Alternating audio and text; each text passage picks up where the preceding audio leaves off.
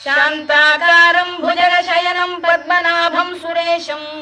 विश्वाधारं गगनसदृशं मेघवर्णं शुभांगम् लक्ष्मीकान्तं कमलनयनं योगिधृध्यानगम्यं वन्दे विष्णुं भवभयहरं सर्वलोकैकनाथम्